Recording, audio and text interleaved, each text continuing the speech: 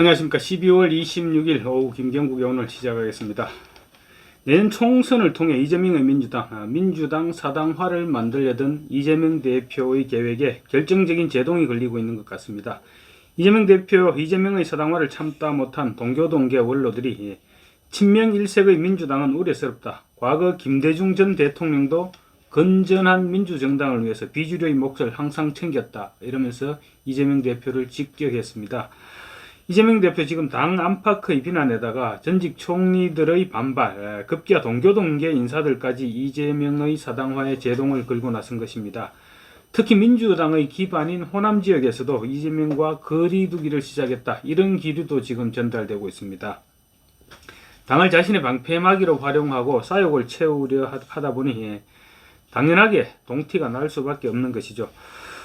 우선 지난 25일 크리스마스 날 동교동계 송년 모임에서 이재명 지도부가 교체돼야 된다. 이런 얘기가 오갔다고 합니다. 이재명 대표가 사법 리스크와 계파 갈등에 사로잡혀서 김대중 전 대통령의 통합과 화합의 정신이 무너졌다. 이것이 동교동계 원로들의 진단이었습니다.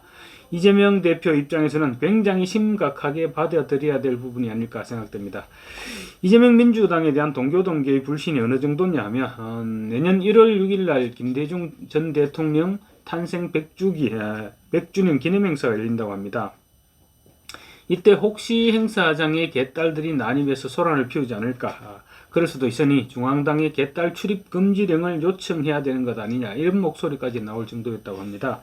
이낙연 전 대표가 동교동계 막내격으로 지금 이렇게 분류되고 있죠. 그래서 개딸들이 이 전 대표를 찾아 아니면 이 전 대표에 대한 반항심에서 행사장에 난입할 그런 경우까지 고려해야 된다, 이런 얘기인 것입니다.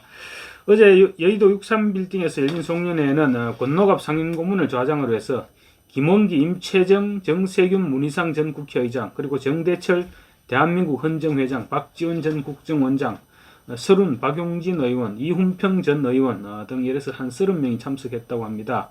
동교동의 막내격인 이낙연 전 총리는 초대는 받았지만 다른 일정 때문에 참석은 하지 못했다고 합니다. 참석자들은 이런 얘기를 주고받았다고 하네요. 다른 당은, 그러니까 국민의힘 얘기죠. 다른 당은 젊은 사람들을 내세워서 비대위를 꾸려가고 있는데 이재명 대표는 이렇게 뭉개면 되느냐. 이번엔 이낙연 말대로 해야 한다. 그러니까 이낙연 말대로라는 것은 이낙연 대표가 지금 이낙연 전 대표가 이재명 대표 사퇴를 요구하고 있는 것이죠. 거기에 힘을 보태줘야 된다, 이런 얘기인 것 같습니다. 동교동 막내격인 이낙연 전 대표가 지금까지 사실은 고군분투해 왔죠. 고군분투해 왔는데 동교동계에서는 아무런 지원도 지지도 하지 않았습니다. 원로들이 당무에 개입하는 듯한 인상을 풍기는 것은 바람직하지 않다, 이런 생각으로 자중해왔는데 더 이상은 우리가 참으면 안 되는 게 아니냐, 그런 경고 메시지를 내보낸 것입니다. 참석자들은 우리가 어떻게 지켜온 민주당인데 계파 갈등으로 당이 깨지도록 이렇게 놔둘 수가 있느냐, 이런 얘기를 하면서 만약 동교동계 원로들이 기자회견이나 입장 발표 등 행동으로 나선다면 호남 민심이 상당 부분 동요할 수밖에 없게 되겠죠. 식사 자리에서도 우려소리가 터져나왔다고 합니다. 김대중 전 대통령의 경우 비주류가 있어야 한다, 이런 신념 때문에 당직 개편을 하더라도 6대4, 그러니까 주류 6, 비주류 4 비율을 늘 맞춰왔는데 지금의 민주당은 완전히 친명일색이다. 그리고 또 DJ는 사법 리스크도 없이 자리를 내려놨다, 이런 얘기도 나왔다고 하네요. 민주당의 구주류죠. 구주류인 동교동계는 지금은 그렇다고 당에 어떤 결정적인 영향력을 행사할 그런 위치에 있지는 않습니다. 그렇지만 호남 민심을 좌우하는 데는 나름대로의 영향력을 행사하고 있는 것이 현실입니다. 동교동계가 이재명의 민주당에 이처럼 우려를 표시하고 나선 만큼 호남 민심도 일정 부분 흔들리지 않을까, 이런 전망도 나돌고 있습니다. 김현주 전 민주당 의원은 이렇게 얘기했습니다. 오늘 라디오 방송에서 호남에서 이재명 대표에 대해 조금씩 거리두기를 시작했다, 이런 주장을 했습니다.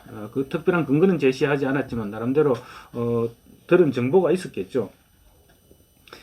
사실 그렇습니다. 이재명이 김대중도 아니고 호남 사람들이 무조건 이재명을 지지할 이유가 없는 것도 사실이죠. 그렇다면 지금 민주당의 사당화 어느 정도 진전됐나 한번 살펴볼까요? 이재명 대표 아시다시피 전국위원회를 열어서 당헌 개정안을 처리했습니다. 당헌 개정안은 전당대회 지도부 경선 룰 그리고 공직자 후보자 경선 룰 이런 부분들을 친명에게 절대적으로 유리하도록 이렇게 개정을 했습니다.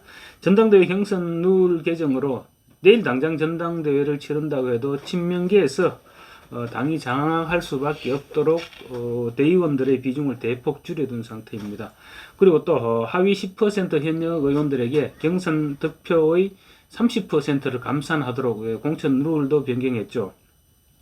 이번 총선 공천에서부터 적용되는데요. 하위 10%를 선별하는데 지도부 입김이 결정적으로 작용할 수밖에 없습니다. 그래서 결국은 하위 10%는 모두 비주류 의원들로 채워질 수밖에 없을 것이고 이 자리는 친명계 원외 인사들이 대체할 것이다. 이렇게 볼 수 있는 것이죠. 벌써부터 민주당 친명계에서는 비명계들에 대한 공천 학살에 여념이 없습니다. 이재명 대표의 핵심이 아니면 공천을 받을 수 없다. 이런 사실은 이미 사실이 됐으면 공공연한 비밀입니다. 당대표 특보 임명장이 곧 공천장이다. 이런 말도 나돌고 있습니다. 이재명 대표 특보들이 특보 명함을 들고 줄줄이 지금 민주당의 양지인 비명계 의원들 현역이 있는 그런 지역구에 출마를 선언하는 중입니다. 쉽게 말하면 지역구 쇼핑을 하고 있다고 합니다. 후보 검증위에서는 친명계에는 느슨한 잣대를, 비명계에는 엄격한 잣대를 들이대며 적격, 부적격 판정을 내리고 있습니다.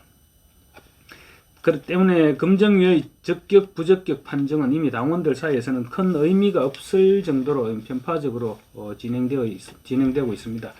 이 같은 지도부와 검증위의 위세를 등에 업고 총선 출마자들의 저격 출마 행진이 지금 시작됐습니다. 친명계 비례대표 의원들은 너도 나도 비명계 의원의 지역구로 지금 내려가서 사무실을 오픈하고 있고 또 친명계 원외 인사들의 친명계 원외 인사들은 비명계 원내 국회의원들의 지역에 저격 출마하는 그런 공세도 지금 갈수록 강화하고 있습니다. 사정이 이러하다 보니 현근택, 정봉주, 이경, 강의원 이런 이 대표 측근 15명의 명단과 사진이 담긴 22대 국회 친명 후보 명단 이런 게 공공연히 나돌고 있습니다. 또 어제도 제가 잠깐 언급했지만 호남 지역에서조차 김의겸, 정의찬, 박균택 이런 사람들이 포함된 12명의 친명 후보 명단이 나돌고 있습니다. 심지어 12사람 중 한 명인 이석형 예비후보는 아예 이석형은 친명팔이 하지 않겠습니다. 이석형은 찐명입니다. 이렇게 적힌 웹자부를 돌리면서 드러내놓고 친명 마케팅을 하고 있습니다. 이재명 대표의 핵심이 아니면 공천을 받을 수 없게 된 그런 현실이 반영된 것이죠. 지금 민주당의 현실은 과거 김대중 전 총재를 찜쪄먹을 정도로 이재명 사당화가 심각한 상태입니다. 비명계에서는 이런 식이라면 공심위를 구성할 필요가 뭐가 있느냐. 니네들끼리 그냥 공천을 주고 말면 되지. 또 공천 친명들 니네들끼리 이미 다 마무리되어 있는 것 아니냐. 이런 볼멘 소리가 터져나오고 있습니다. 김영주 전 민주당 의원 라디오에 출연해서 이런 말을 했습니다. 납득하기 어려운 이유로 당정협의에 협조를 안 했다. 혹은 경선도 안 했는데 경선 불복종이다. 이런 꼬리표를 달아서 평가하기 시작하면 이미 당은 쪼개질 준비를 해야 되는 상황에 와 있다. 이게 리스크다. 이렇게 꼬집었습니다. 이재명 대표 지금 내부적으로는 공천을 앞두고 고립무원, 사면초가 이런 상황으로 내몰리고 있고 외부적으로는 국민의힘 한동훈 비대위원장의 위세에 눌려서 갈수록 기가 꺾이고 있습니다. 정치공학적으로만 생각한다면 이재명 대표가 총선 때까지 민주당 지휘봉을 놓지 말아야 되는데 글쎄요. 버틸 수 있을까 모르겠습니다. 감사합니다.